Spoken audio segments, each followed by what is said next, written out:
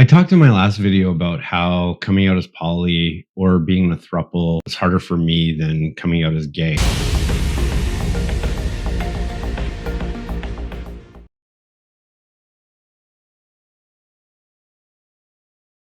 That video was very conceptual and it was about language and boxes and why society seems to understand gay, but doesn't really know what to do with poly or throuple. What I really didn't talk about was what this actually looks like in real life. And for anybody that is interested, there are some nuances that hopefully I can shed some light on. Coming out as poly is very similar as when you come out as gay. It's not one conversation, it's not one moment. It's something you're constantly navigating and sometimes multiple times a day, and usually in very ordinary situations. I've realized that there's actually two very different types of coming out as poly or throuple. The first would be coming out as an individual. When I meet people, or if I've even known them for a long time and something slips, then I need to come out with the poly thing. And by that time, they usually know that I'm gay. But this brings it to a different level. This isn't about sexuality anymore. It's about how much of my life I actually am going to let people see. It's those questions like, do I tell coworkers that I live with two partners? Do I explain my living situation when someone asks what I did for the weekend? Do I casually mention we and then have to follow up and clarify who the we is? Or do I keep things vague? I've realized that once you say that I'm in a throuple, the conversation changes pretty quickly.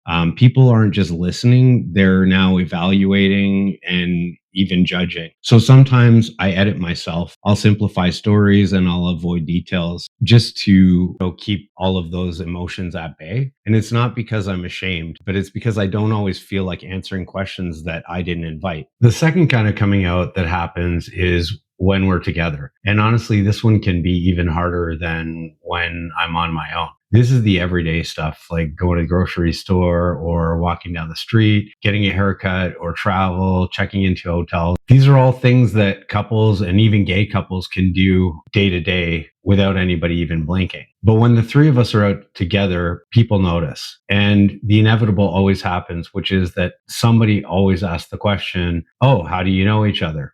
And I want to be clear that I don't think that question is always innocent. I don't think they're really asking how we met. They're asking where to put us, what box to put us in. Are we part of the same family group? Do we work together? Are we friends? They ask because they want to put us in a box. And when there isn't one, things can get uncomfortable. That's because that's the moment when we have to decide yet again, do we tell the truth? Do we protect our peace? Do we protect our privacy and our stability? Because no one is actually entitled to information that we don't feel like we need to share. But at the same time, it's hard to live a life that isn't genuine. Sometimes we lie. The lie we use most often is that one of my partners, the older one, is my brother and the younger one is his son, which would make him my nephew. Saying that out loud sounds awful, actually. It's not that complicated, and it reminds you how much the truth can cost. And then there's the age difference thing. People don't often ask about it, but when we're out or I'm out with just the younger one, people already assume something, and you can feel that. They may not say it, but you know that in their head, they're filling in a story. Because of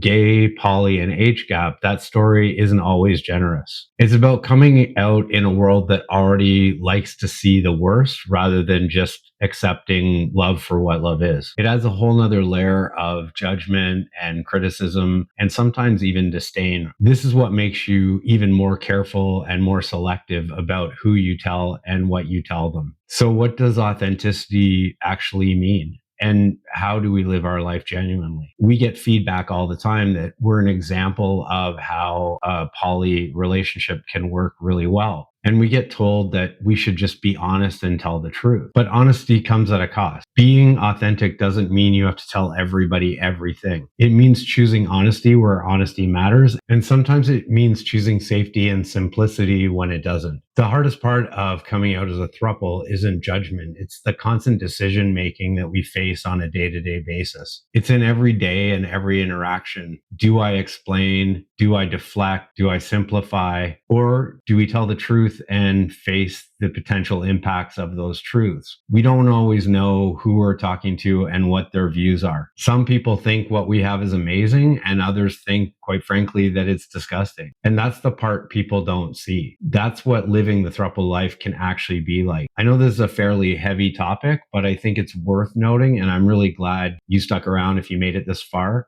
Please give a like, drop a comment, and for sure subscribe. I really appreciate it.